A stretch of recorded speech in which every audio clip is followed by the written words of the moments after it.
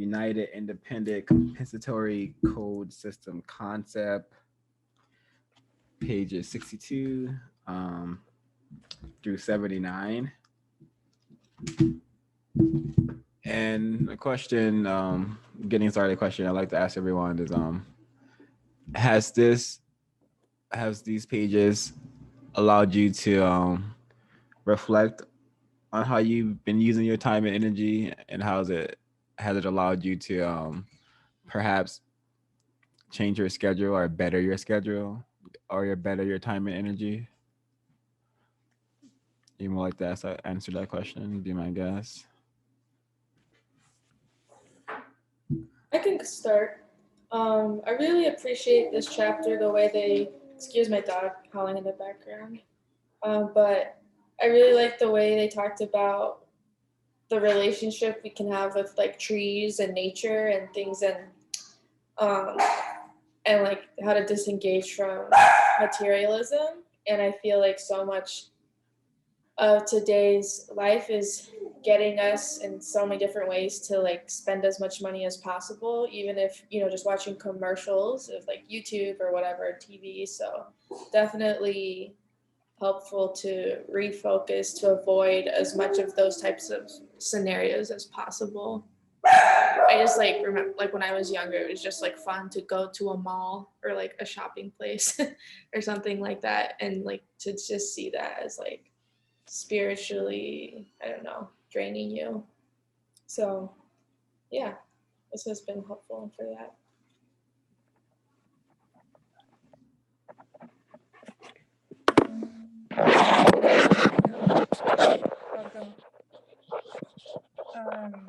Um, on page 71,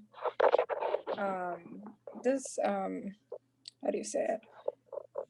I want to put in the right words. I feel like I agree with most of the stuff in the chapter, and most of these things I've been actively working on for the past, I would be honest, 4 years, because the system of racism, white supremacy, keeps us working and distracted all the time. And when I finally got some time off of work, I started to think about a lot of these things. But the main thing that resonated with me was on page 71. And it says, do not take a vacation or wait for a vacation. Make a vacation and make one every day, wherever you happen to be. This is something I feel resonates with me because I've always noticed on birthdays and Christmas, since the system of white supremacy has taken that away from us, make us work during those times often. I mean, I know not everyone has to work on those holidays, but a lot of people do nowadays. And they were taken away from me so often that they just lost all value to me. To me, it was for the other people, the people that had money. It wasn't for me. I was the one that was their slave, watching them with their families have their day off. So I never really thought of like birthdays or Christmas after I became an adult as anything. I preferred just to pretend that it was just another day, but every day where I read this, every day I like, sometimes I would just go buy cake at the store randomly, like once to twice a week. Sometimes I'll just go to Disneyland because I feel like it if I had the money to do that, but there wouldn't be a specific holiday for that because I feel like when you set up, this is a construct that the system, white supremacy, wants us to follow.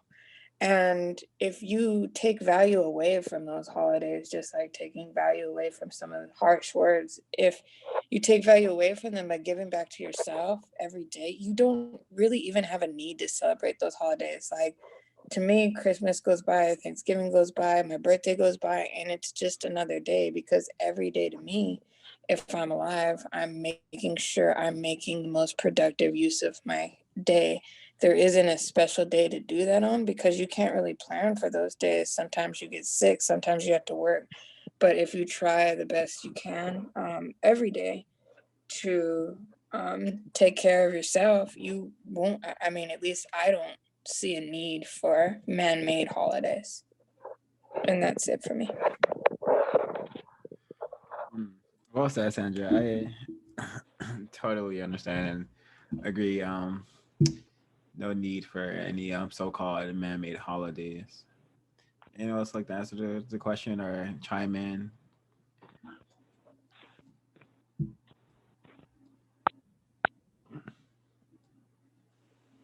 No one like to answer. I don't. I'm sorry. No, go ahead. I don't actually have a copy of the code book, but could you read that passage once before, because it sounds really familiar, about vacations?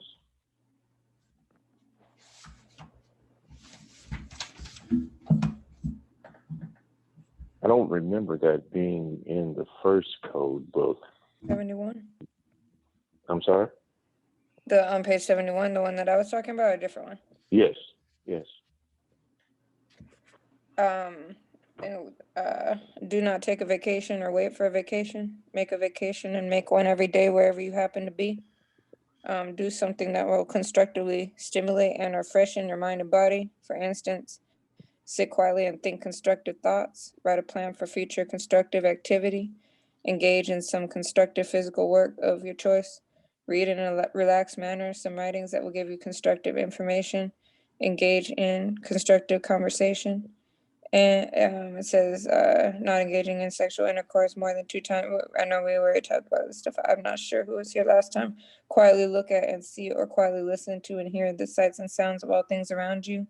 Ask yourself and others why everything is what it is and for what ultimate purpose. Thank you. You're welcome. Josh Wickett, I don't know if you guys know who that is. Used to frequent the Counter Racism website. He actually made a commercial for the Counter Racism radio network that's in rotation. He talking about vacations, and he used to say the same exact things.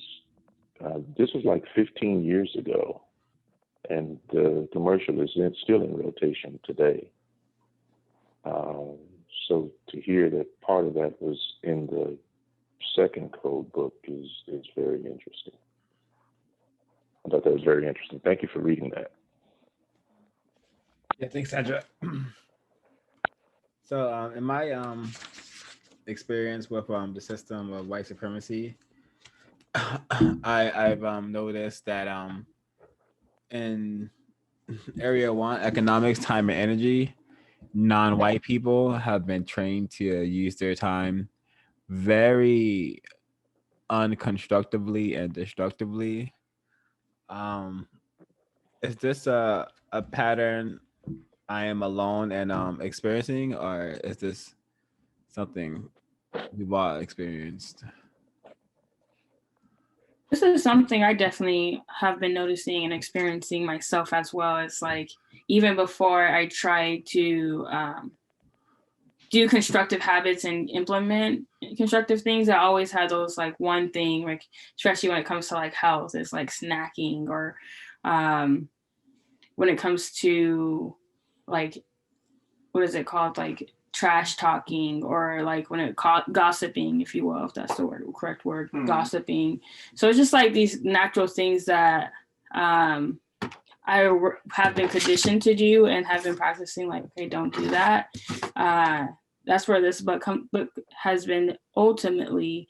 And then also in my research as well, it's like keeping my eye on the goal and not deviating from that because someone doesn't like it or someone feels offended or something in that sort. But yes, definitely, I feel like it's a definitely a working, I don't know how to say this codified, something to work on every day and every second of our lives, is to continue to be constructive in the things that we say, the things that we do, and how we move, and the things that we participate in, and try our hardest, like absolute hardest, to not go back to doing unconstructive things, and kind of teaching others as well. I think that's hard too. It's like me, when I interact with other people, is where it's like, ooh, like really when it comes in that I need to be strong. I hope that answered your question. So yes, you're not alone. Yeah, that was great. And sorry, it reminds me of my my days before understanding racism, my days in more confusion. Majority of my time was spent being non-constructive, playing video games, putting drugs into my body, and watching entertainment TV shows that were just brain trashing me, or just not. I wasn't looking at it to learn. I was looking at it to kill time.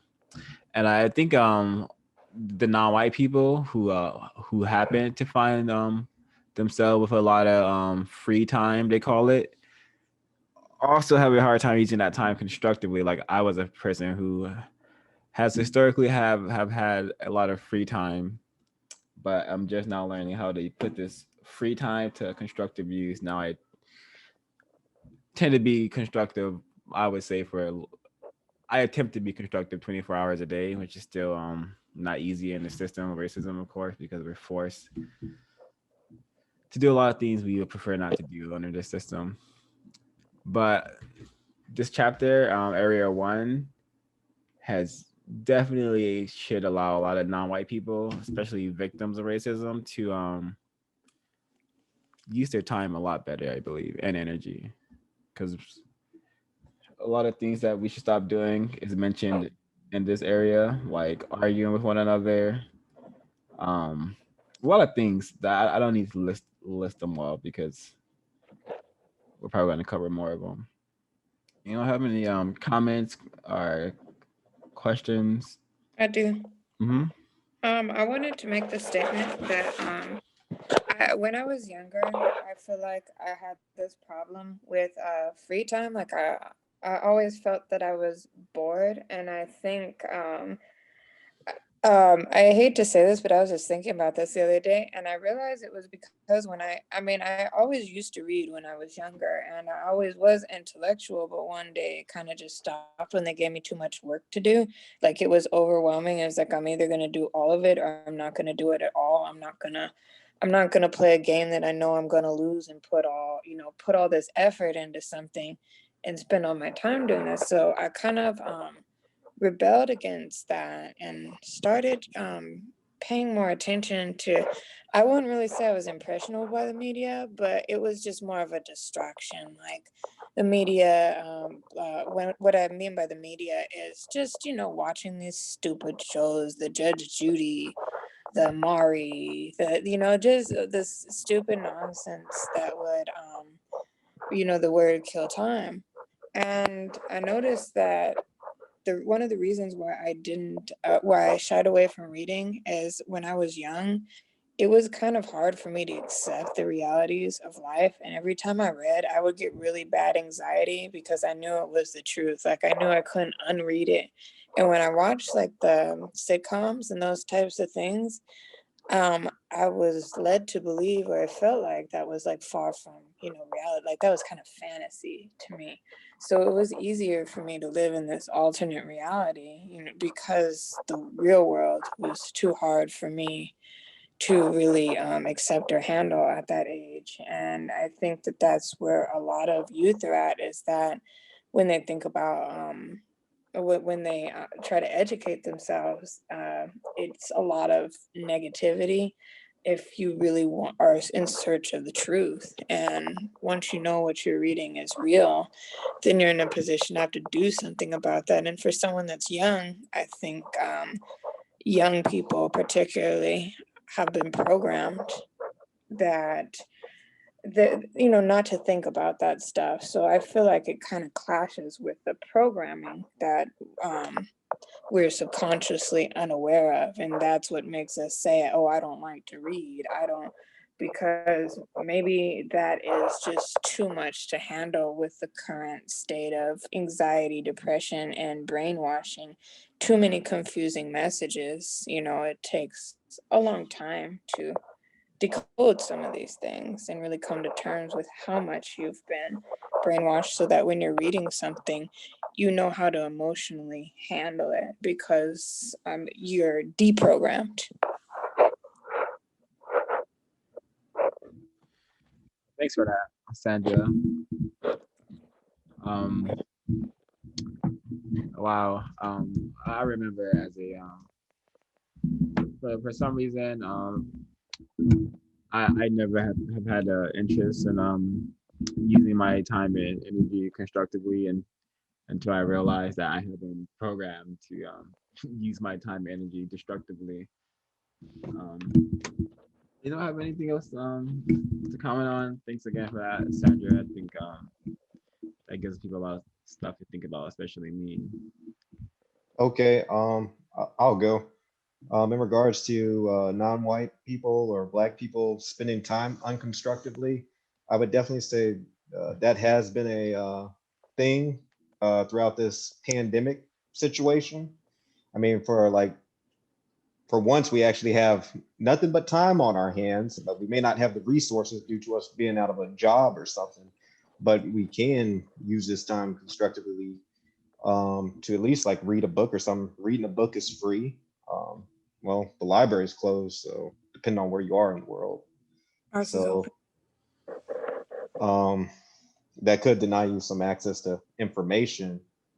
And then also with just the amount of free time we've had since the situation that started March of last year, we could have developed new skills again because we have nothing but time on our hands for when this is over. It's definitely a constructive way I could see non-white people using this time.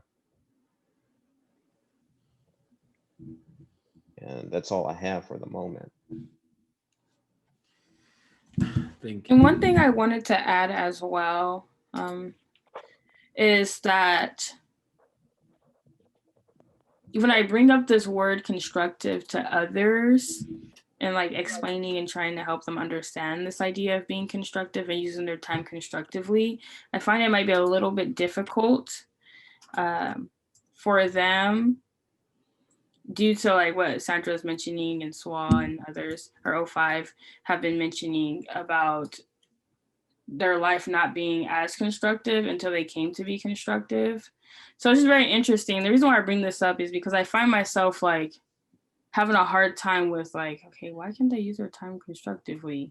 You know, because I've always been like, that's like one of my not downfalls, but one of my things is like the only way to cope with things like was to just dive into work. Like that was just my thing. I've always been like having these habits of working. I didn't do drugs, don't do any of that. So it's like the only way to cope with something is for me to like indulge myself in reading, writing, doing something constructively to like progress myself. So it's just very interesting.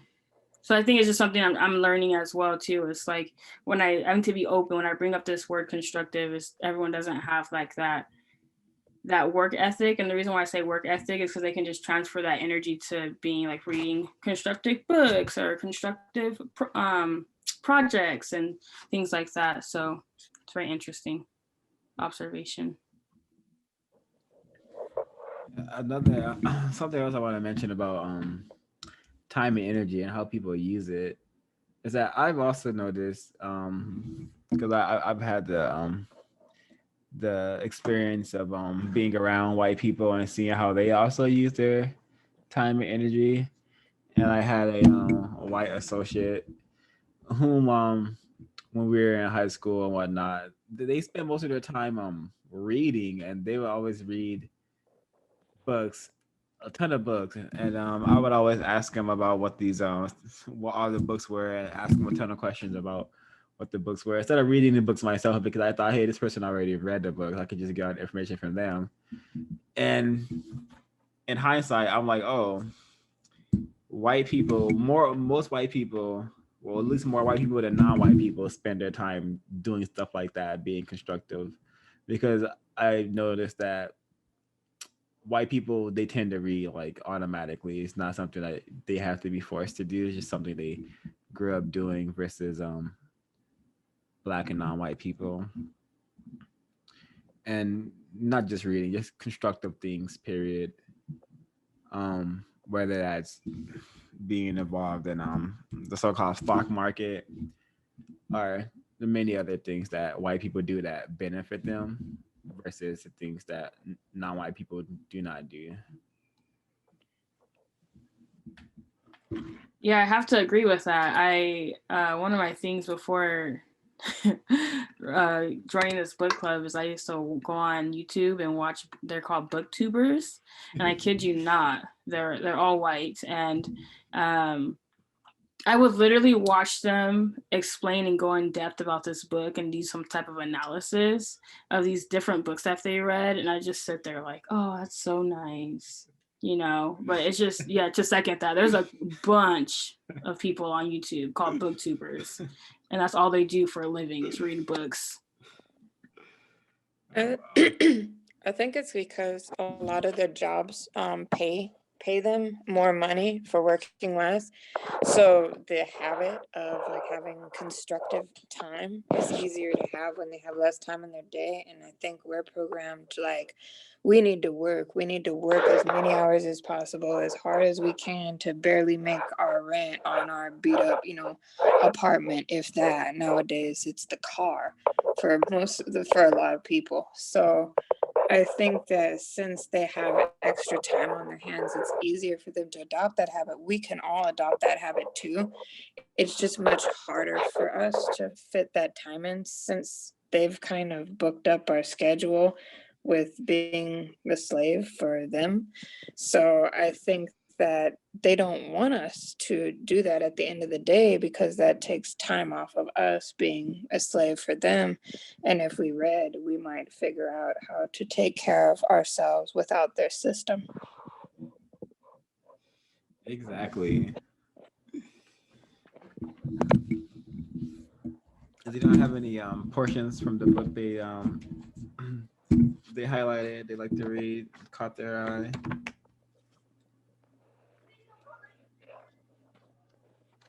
Give me 1 second. I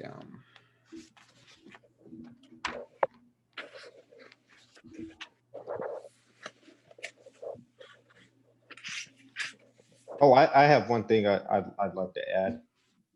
In regards to like time and energy, I think when you mentioned the thing with the stock market, we can see how white people get together constructively and use social media, for example, to make all white people like instant millionaires by taking various stocks to like, high prices. Meanwhile, non-whites and black people, we trying to get together, do the next challenge that ain't gonna get us paid or nothing.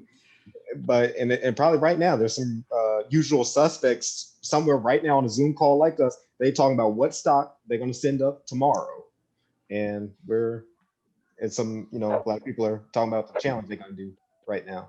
But what is it? The silhouette? What the last one I saw? The silhouette challenge or something? We need to be talking about stocks or Area 1 economics. Yeah, I I'm, saw that on another one of these things. I'm done. so sad. Yeah, it's very, very, very tragic. I personally didn't when I first moved over to where I am now, my racist suspect property manager gave me some constructive advice involving economics, involving like cryptocurrency and to invest in that. And I did some more research, and a black person that I actually trust that suggested the same thing, and I took the experience to actually invest in my black self, and so far it's been definitely has paid off, to say the least.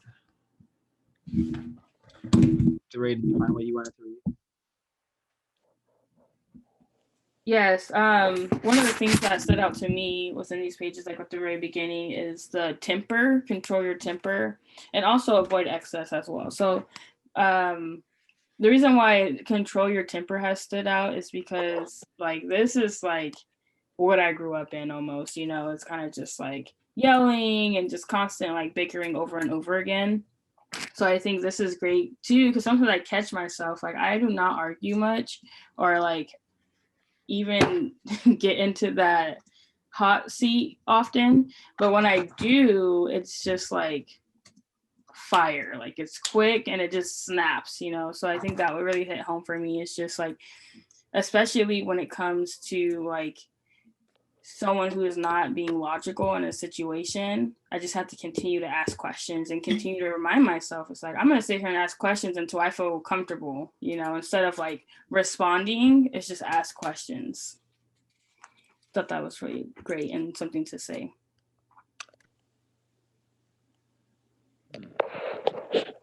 I notice a lot of people get weird when I ask questions about their agenda with things. I'm particularly people, adults, people with advanced degrees.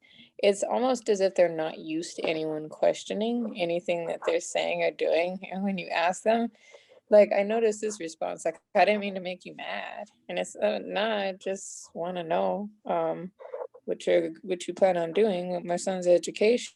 Like, you know, like if they're going to put things on permanent record and stuff. For instance, when you ask questions about important stuff, I feel like people try to shut it down. And I feel like it's very important that we have a voice and that we continue to ask questions and understand all of the terms that are given to us, no matter if we're guilt tripped by a person of authority, white or non-white person, because generally they're working for the system of white supremacy. So understanding that, a lot of it makes sense. Yeah, and just to add really quickly, sorry, to Sandra, is like, especially when you ask questions, you kind of find that when you're asking question, that whatever has been said to you doesn't make sense at all. So it's like this continuous cycle, especially going into education, like there has been times now that I'm able to just not just say yes and to ask questions, and nothing makes sense. So it's like, but in the past I would have just went with the flow and then been screwed at the end of the semester. So now I'm glad I'm got to learn to ask questions all the time. Yeah. I've actually had like markdowns on valuations for asking questions. I find that interesting. Like, this is how strong the system of white supremacy has programmed people. Like, don't ask questions. You could actually get a bad mark on a review for it, get written up for asking the wrong one, but still ask them, you know, even if they say no, because if they had that attitude in the first place, then, you know, you're already in trouble. So might as well ask a question. Yep, a thinking non-white person is dangerous because a thinking non-white person, especially Black person, can formulate questions, not just any of questions, but questions that make sense, questions that a person has a reason for asking. And it's really important what Ray mentioned, this control your temper part on page 66. I'm gonna read it. I don't know if this is in the old version, and also I'm gonna read it for the people who may be watching this later. It says on page 66, and it's also just ground advice. It says, control your temper. Temper serves a purpose, but it should be controlled. Understand what is happening and why. Listen to what is being said and why. React to every situation by using constructive logic. Do not allow yourself to be provoked into doing or saying anything that you are likely to regret doing or saying. Do not hit, curse, or name call any person who seems to be trying to provoke or trick you into doing or saying something that you will regret. Be prepared and be alert for temper provoking traps. Do your best to be calm and methodical and doing what is most constructive in stressful situations. Practice making plans on how to best speak and or act in stress-provoking situations. Codify everything to do and not to do in hostile situations. Suggestions. Avoid making statements. Ask questions. Be courteous. Make a record of what the other person said. Study each word of that record. Avoid putting into writing and giving it to others unless required to do so after you receive remarks in writing from those others. When required to respond to accusations against you and to do so in writing, start by writing something similar to the following. In order to best promote the production of justice, balance between people, I hereby request that an inquiry and or investigation be made of all the facts directly or indirectly associated with the matters in question, and that this be done according to all of the correct procedures necessary to guarantee the same protection needed to all who have the duty to produce justice. Always be willing to say that you are a person who intends to do your best to replace non-justice with justice, guaranteeing that no person is mistreated and guaranteeing that the person who needs help the most gets the most constructive help. When speaking and or writing with the intention of producing justice, avoid making statements that include any specific accusations. Practice asking questions, if necessary, many, many questions. Always do so with the intention of receiving logical and constructive answers about the best way to produce justice and or correctness. So great advice and great techniques. I think if every non-white person on planet Earth were to magically start employing today, we'd deal a huge blow to the system of white supremacy, racism. One of the things I also wanted to mention while you read that is the number 6, where it says always be willing to say what you are, say that you are a person who intends to do your best to replace non-justice with justice. That is very important to really understand and really be intentional about, especially in every single aspect of your life. I find myself sometimes like, I don't want to just like for assignments for school, like I'm not going to just do work to do work. I'm going to do work with the intentions of producing justice. So then I'm tailoring that work in order to fit my goal. And I'm just at the point where if it didn't meet the standards of the assignment, it didn't meet the standards of the assignment, that's on that. But it's just something that I'm intentionally doing throughout my whole life in order for myself to produce justice. So all to say is like, sometimes you might have to go against the grain in order to do that. Yeah, I would say anyone attempting to produce justice is going against the system of white supremacy, which is which produces, refines, and attempts to maintain many injustices throughout the globe. That's a good, also probably a good segue into this question. Is perhaps probably Mr. Edwards, who may be able to answer this question better than some of us. But what are some techniques that we maybe have started to produce justice? That's a question. What are some techniques or some things that we all have been doing individually to attempt to produce justice on planet Earth? If we have been doing anything to produce justice, if you could just say, no, I haven't been doing anything to produce justice, that's perfectly fine as well. Educating ourselves is main thing that we've been doing. Well, I'd say that anybody has that's on here, making an active what's the word, attempt or goal to educate themselves to better understand the problem in any respect. Some people a little bit, some people a lot, some people in between, but we're all making the effort, conscious effort, I think.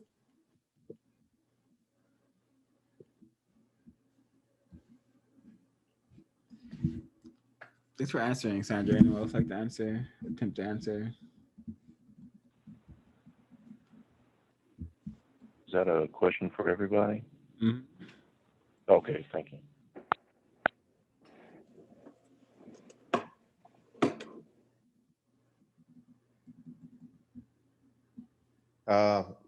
I'll add attempting to read the code book in our spare time outside of here. I would think that's one attempt towards trying to produce justice, and then coming back here to discuss it, even though it's United Independent. And that's all I got. One of the things I would like to add is research. Researching racism and white supremacy and the effects it has on non-white people.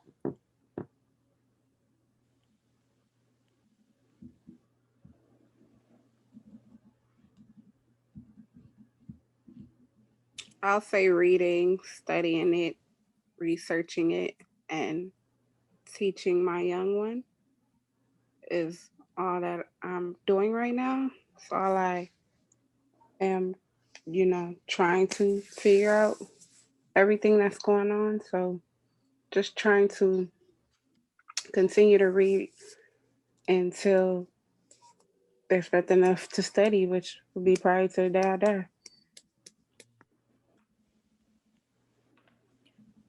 I think that having a child is definitely a huge motivator in this, anybody who has a child, because seeing how the world is, it just seems like if you have a kid and you're not trying to figure this out, your child doesn't have a chance. Especially if your child is non-white. I mean, for many reasons, I feel like mentally nobody has a chance, just because the system that they've created is so disgusting that it's going to backfire in their face eventually.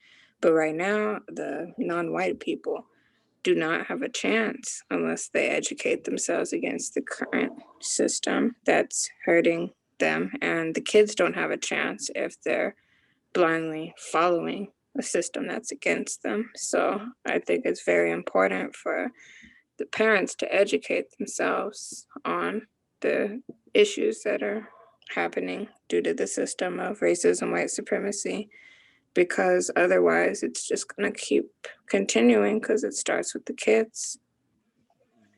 Even though it does start with the kids, I feel like most of our generation is not focused on solving the problem. And by the time something or issue occurs, then it's like they tell their children all late. Your children, they go by not what you really say, but what you really do. So if they don't see you reading or being constructive, then they're not going to be doing constructive things as well. So you got to lead by example. And by then, most parents don't lead by example.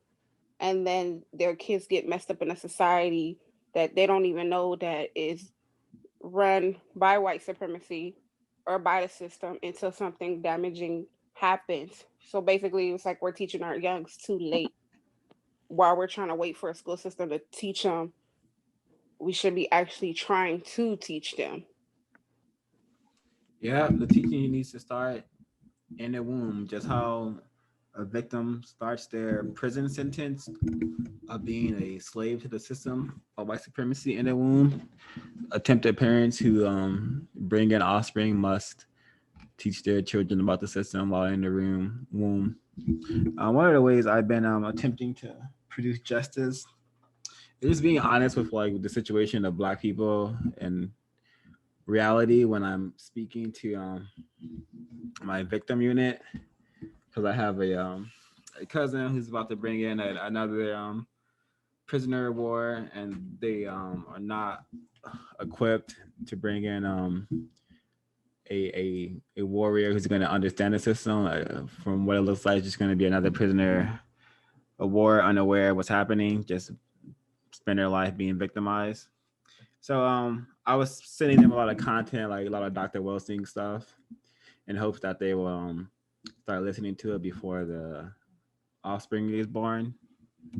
But I think understanding the situation is really a good way to help produce justice, because Dr. Francis Chris Wilson says that due to the child parenting situation, that the majority of Black people are in some kind of mental childlike state, because when you have a baby and you're like 18, 19, 17, you mentally stay that age until you no longer have to take care of the baby.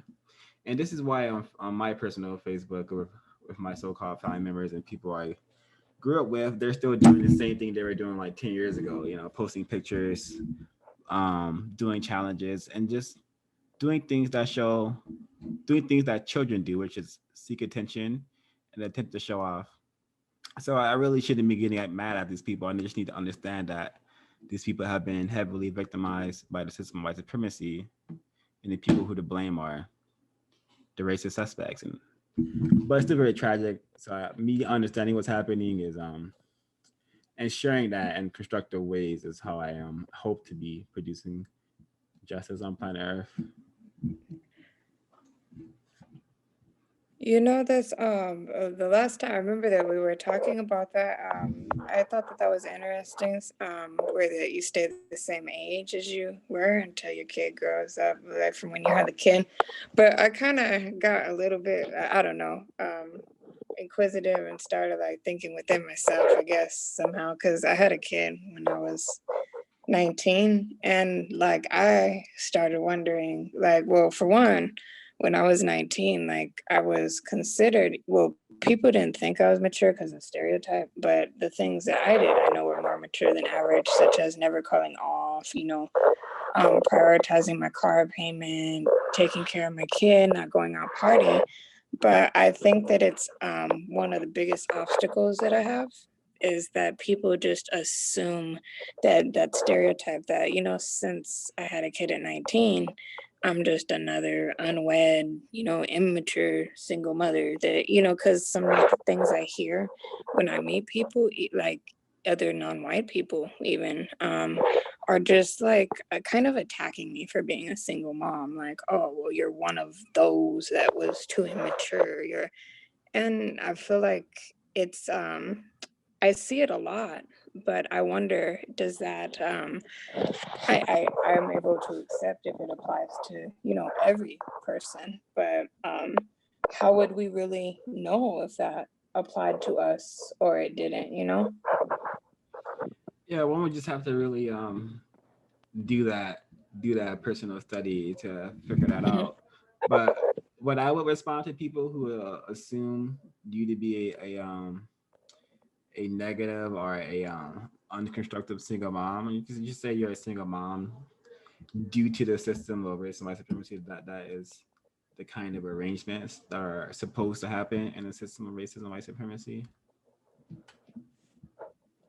Yeah, because that's how I see it. Because knowing what I know about the father of the child and the family line, and knowing what I know about my family, I can easily see like how I would fall into that situation through no fault of either of us. Just the fact that the system counted on it to be that way, and I'm living out, the goal, and hopefully going to rise above the low standard that the system has put on my life and many other non-white people.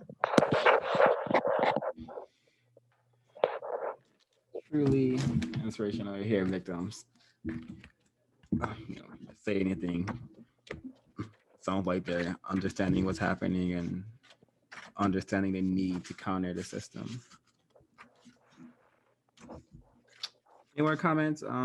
It's an area we'd like to share. How have you been able to use your time constructively to produce justice or attempt to produce justice? Yes. So the current definition of justice, according to Compensatory Counter-Racism Code, is guaranteeing that no person is mistreated, and also guaranteeing that the person who needs help the most gets the most constructive help. Of course, there's no way to guarantee this in the system of racism and white supremacy. If you really do some thinking about it, there's really no way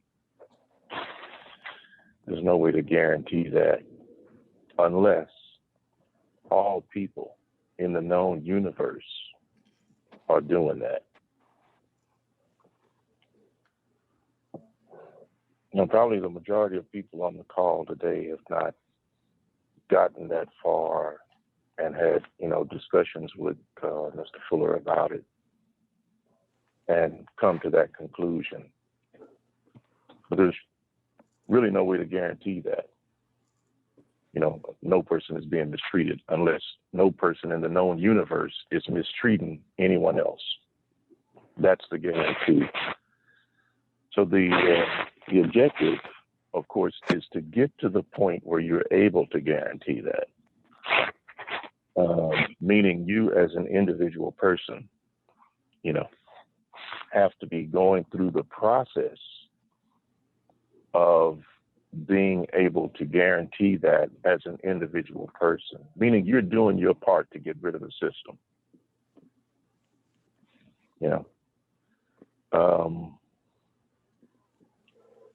So whatever that part is, I mean, that's up to the individual person to decide whatever their part is. So when you think about it, the process of producing justice, the logic to produce it is built into the definition itself. There's probably a lot of people that haven't come to that conclusion yet. So what I mean by that is, and I don't mean just people on this call, I mean people who have been doing counter-racism for decades probably haven't come to that conclusion yet.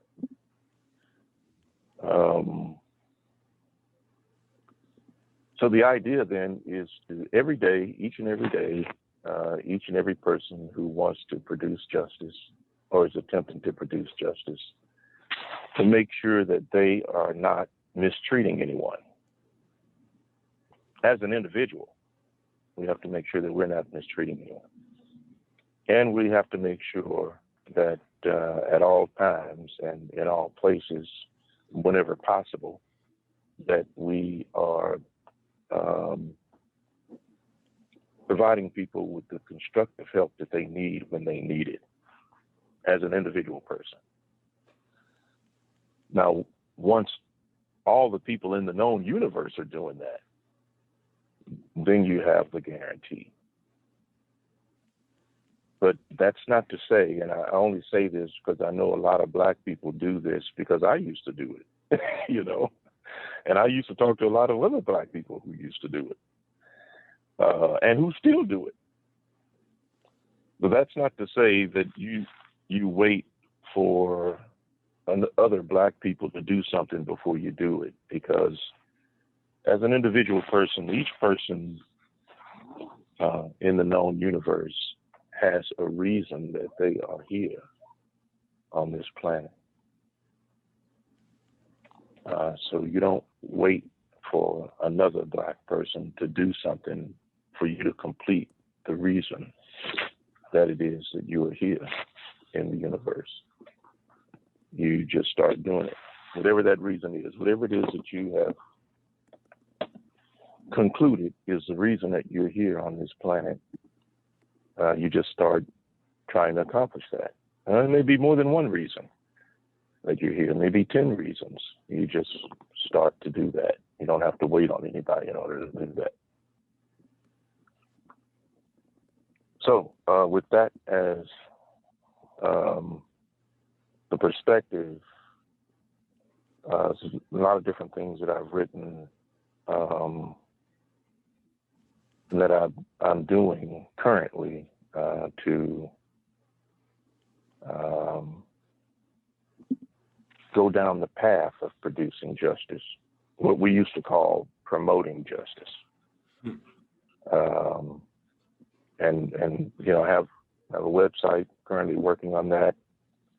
I've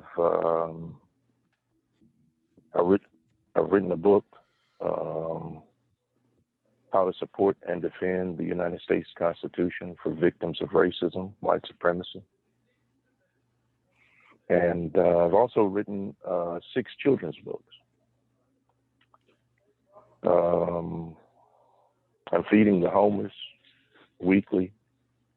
Just got involved in a program to help build houses for the homeless. I tell you, I don't know very much about building a house, but there are a lot of people in that program who do, and they are extremely willing to, provide information and tutelage, if you will, on what needs to be done, when it needs to be done, why and how it needs to be done. Talk to people, non-white people on a daily basis, help them to solve problems. I mean, there's a lot of things you can do to go down the path to get to that guarantee. But I wanted to say this, that what was the defining moment for me was understanding the reason that I'm here on the planet.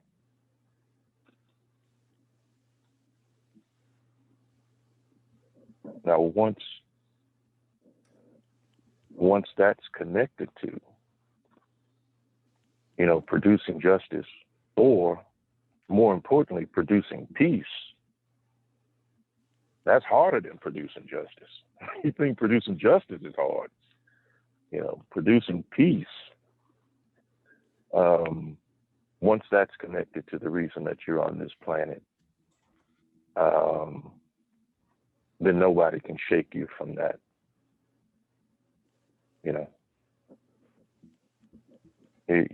You don't have those mornings where you wake up and think, yeah, am I really supposed to be doing this, or should I do this today? Or no, I mean, once it's the reason that you're here on this planet, that's the defining moment for me.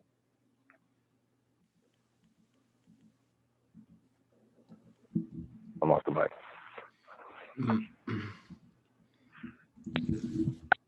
Does anyone have any comments or any other questions you'd like to ask? Mr. Edward? If not, I'd like to know how you discovered your purpose here on planet Earth. If you could, don't mind sharing that with us. Oh, no, not at all. I don't want to detract from, the purpose of this meeting, though. But I can rephrase the question. How did you determine what you wanted to spend most of your time and energy doing on planet Earth? It was a process of looking at everything that's happened to me throughout my lifetime, the people that are around me, the reason that it happened, who was involved, where it happened, a lot of different factors.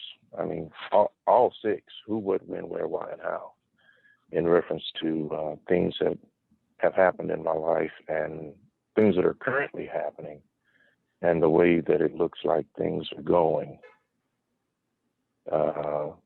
Before I made the decision, heavily invest in communication with the Creator at all times, before I concluded that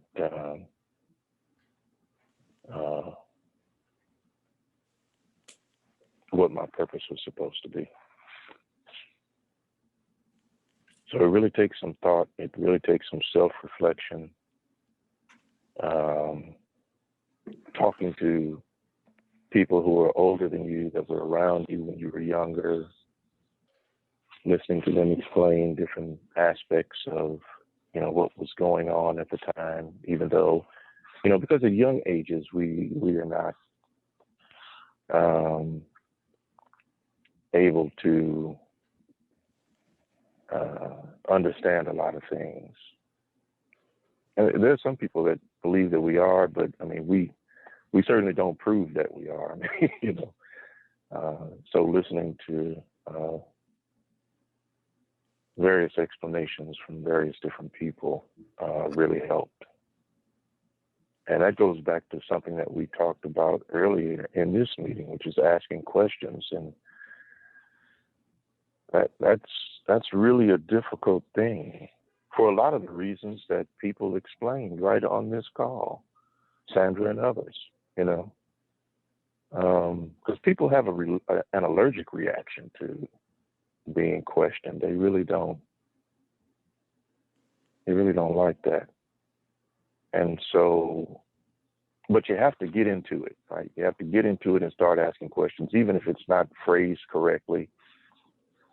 And through the process of asking questions, you'll learn how to ask the question that you should have asked initially. Through the process of learning, you might ask 6 questions to get the answer that you wanted.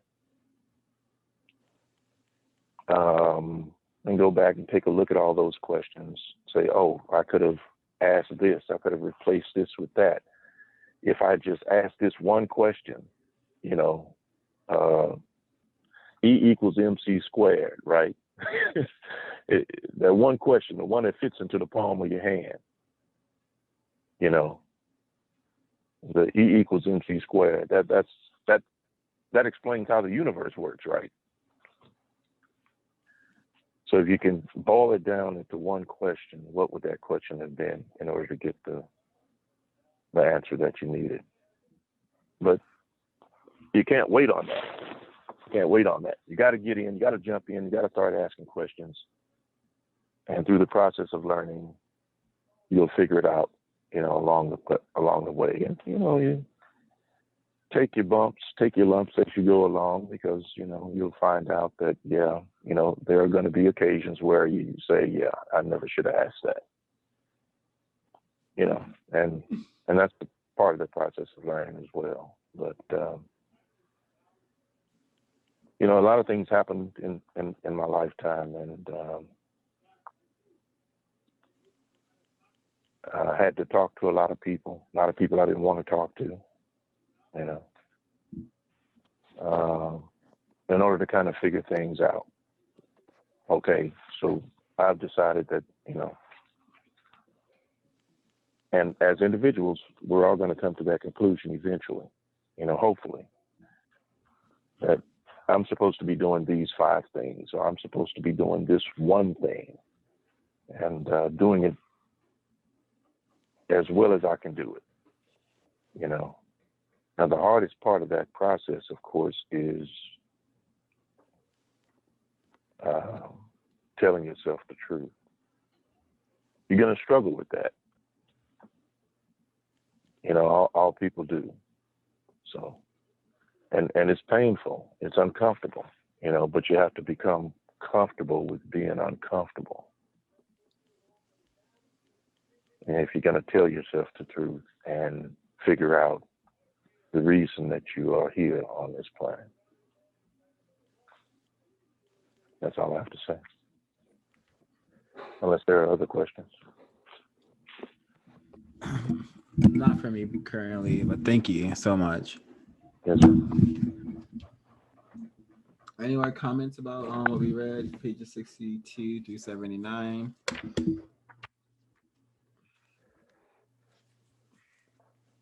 The last comment that I have is in regard to 73 and on. It talks about capital, our money. And I think it's important that we start to get smart with our money and think about the constructive things that we're buying. I'm trying to figure out a page to read. I can just read the first one where it says, yes, thank you. right under money on page 73. Definitely be asking those questions. Sorry, 1 second.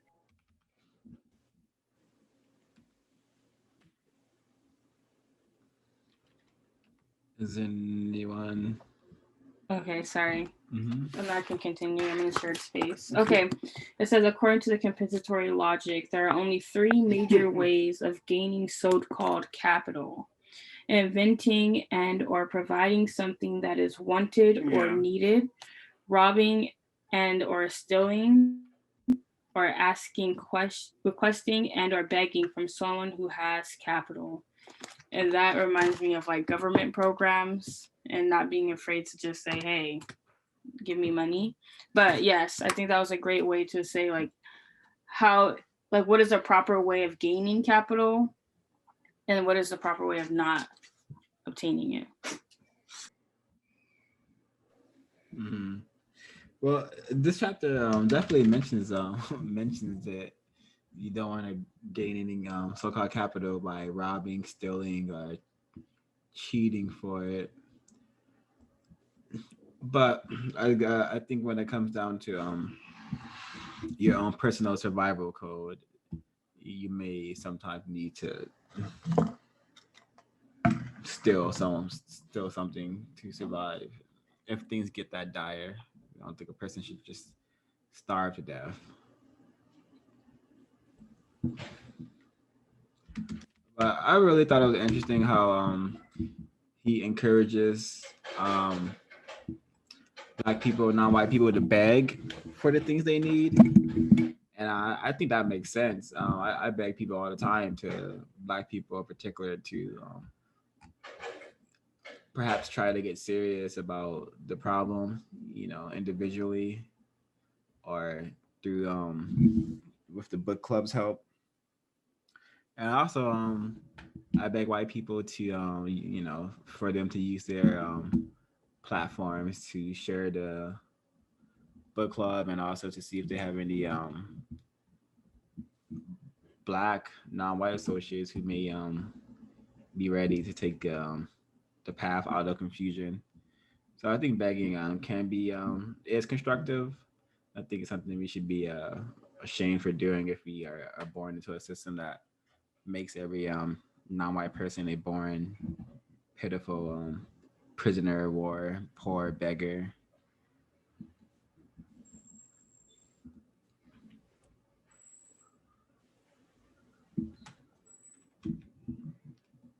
I would add on page 68 and 69, um, the bold part on both of those pages, it kind of reminded me of begging, because I'm not sure if this is like in every non-white or black family, but some, like some of us may have a relative that's always begging for money from another non-white or black person, knowing that we barely have it. Instead of going to the usual suspects, it says on page 68, avoid doing or saying anything that unnecessarily helps to promote a loss of constructive financial support for any person, white or non-white. Avoid doing or saying anything that unnecessarily contributes to any person losing a job, housing, health services, constructive income, etc. And then on page 69, there's another bold section that says, avoid doing or saying anything that may result in a person not being able to provide for himself or herself the necessary quantity and or quality of food, garments, shelter, general healthcare, and constructive relationships with others, or doing or saying anything that obstructs or subverts a person's ability to speak or act to promote the production of justice. And again, I was just immediately like reminded of like family members that come around begging, like, "Hey, can I get $20, man?" And that want to come stay at your place rent free and all that. That's what those two sections reminded me of. Yeah, I also I grew up with like a relative, a cousin who would just, it was so weird that he would like get in trouble for like begging other family members and begging people on the street for money. And at the time I thought it was annoying. I'm like, why are you begging? You're not homeless. But maybe that's just like some kind of black pathology embedded in some of us, just that behavior. I think it's due to lack of trust as well. When somebody beg, most times it's not that they need help. It's most times they'll rather spend your money than to spend their own money that they have. So, or they'll tell you if it's a homeless person or somebody on the street that if they're begging for some money, don't give them money, because 9 times out of 10 they're gonna try to buy drugs or substitute it with something that they don't really need. So, I mean, I don't have an issue helping people that beg, but I think that's what it comes from, a sense to why people don't want to help people. They don't.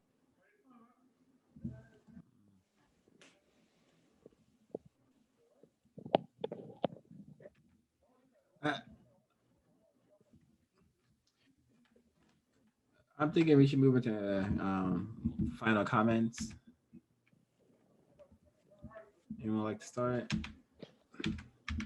I can start. My final comment is I'm going to continue to continue to educate myself as I go through this book, and also to be intentional about the way I use my time and energy.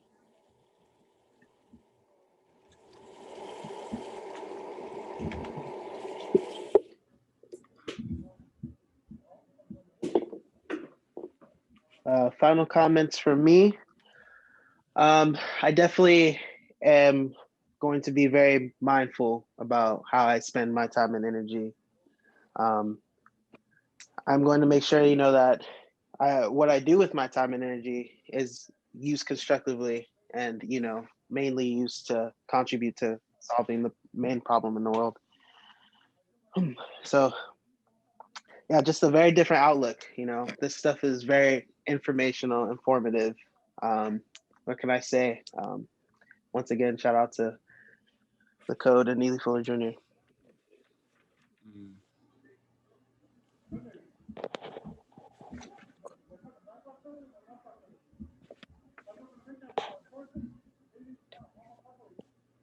I would like to say that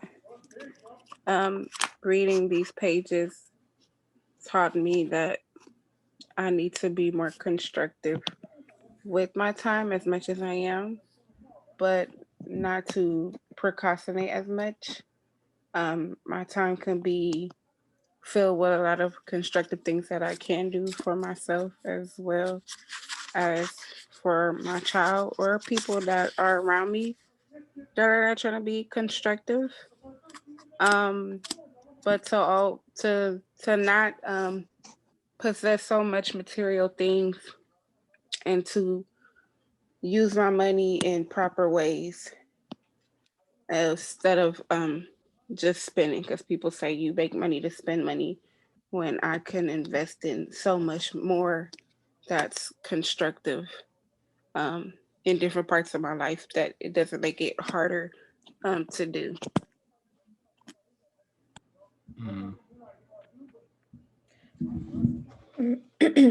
My closing comment. Well, I wanted to say something about actually page 64 real quick for a closing comment. Where it says when talking about the health of a person, talk about the correct health and correct economics as being one and the same. I've always noticed that people's health seems to be directly affected by how much money they have, and people who have more money generally have access to better treatments for their health. And I've known quite a few people that have mental illness primarily because they're worrying about money all the time. So I think that a lot of the mental illness, I mean, of course, there's things that happen in childhood, but I think the idea is that a lot of this starts from not having enough money. It all goes back to the same thing. And if we do constructive things, we will be more likely to get that money into our hands, which translates into better health if we're not distracted by the enemy.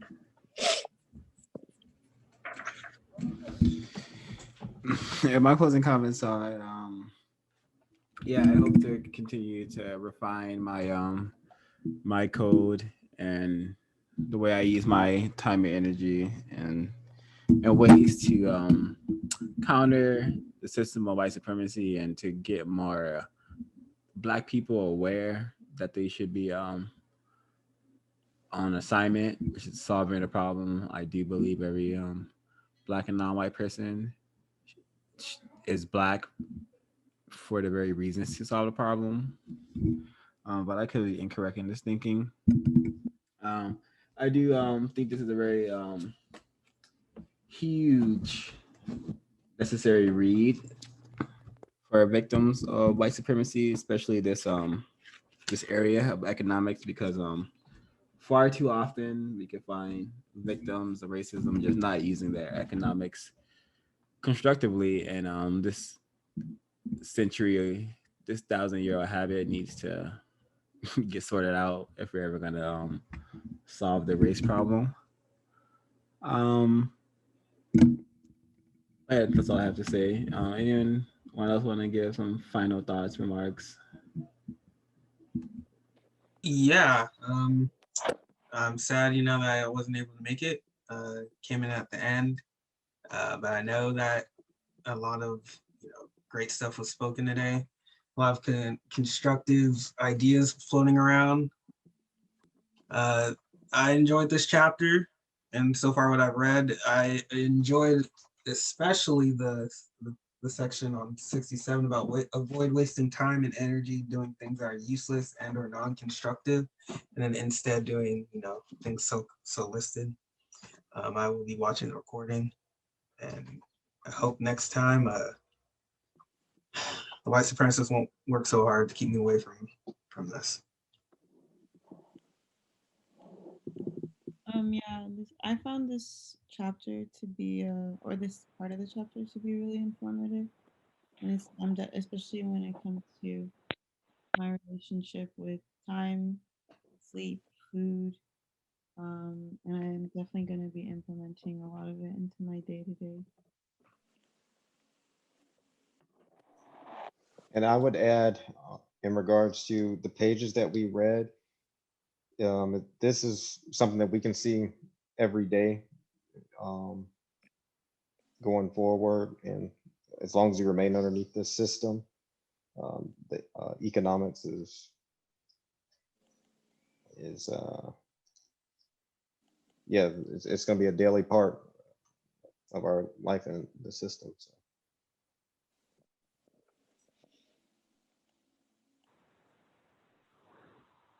So. My closing closing comments are just to thank everyone for a constructive conversation. Thank you. Mr. Edwards, one final question to you in particular. Any constructive advice for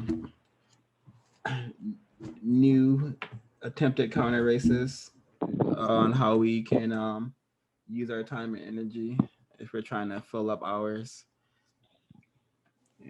How can we get the creator to help guide us in our so-called life? Well, there are many things that people can do in all the areas of people activity. I know most recently we've been talking about economics, but the book that you're reading right now is all about what to do about replacing white supremacy with justice.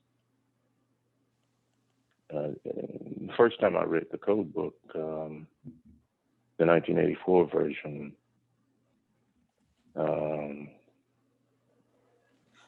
it was the only book that I'd ever read that talks about actually what to do on a day-to-day basis.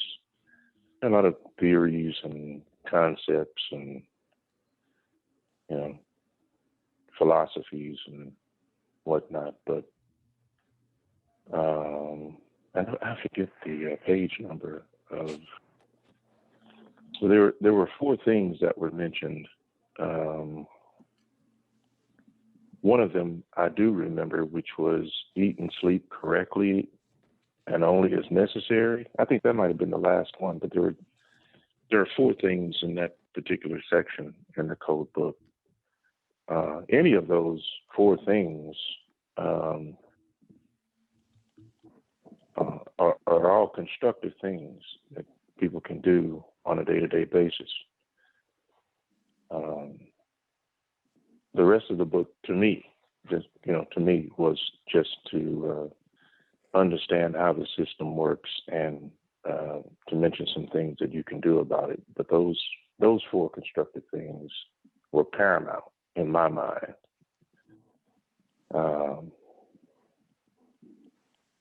First time I read the code book, I didn't think much of it. I even called Mr. Fuller and said, hey, I read the code book. He said, what'd you think about it? I said, I'm already doing this stuff. He said, what? And we had a long talk about that.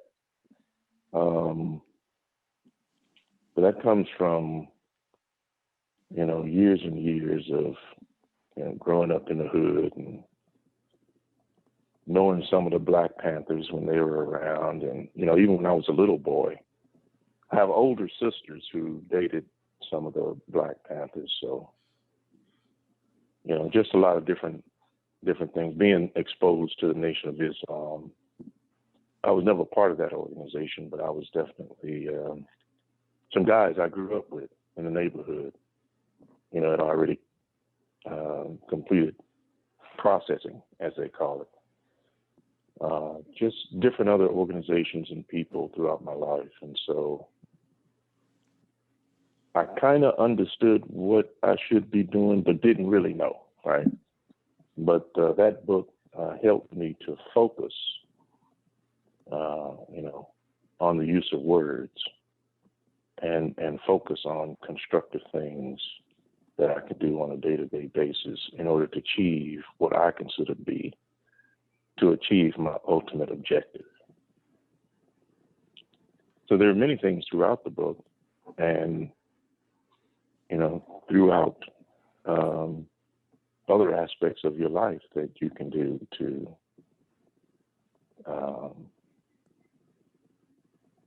help to produce justice. And of course, you don't have to do all of them, at the same time. You choose as an individual, you owe it to yourself to choose to do what it is that you do when you do it. And nobody should be directing you to do that. Not me, not Fuller, not anybody else. You take into account all of the things that you could do, and you figure out as an individual person what it is that you are going to do on a day-to-day basis. I allow people to make suggestions to me as an individual, but ultimately it's me who has to decide what to do and when to do it and how to do it. So there's a lot of things in the counter-racism code that people are adding and removing all the time. So one way to think about it is that there are a lot of people throughout history that were practicing counter-racism. They just hadn't collated it into a book. I'll give you one example. Mr. Fuller talks about the system of racism, white supremacy. And people talking about systems back in the 60s. The system this, the system that, the system, So a lot of this language is not new language, that should be attributed to any one person. But it has been pulled together into one book or two books or several books, that people can read and decide whether or not it is that they want to do those things. Nobody's pressured into doing any of them. You have to decide as an individual. So helping people solve problems in a constructive manner for constructive purpose, that's always legit. That's always legit. Agreed. All right, thank you all for the discussion, for the study. I will see you all hopefully next week. Did we discuss the pages we were reading next?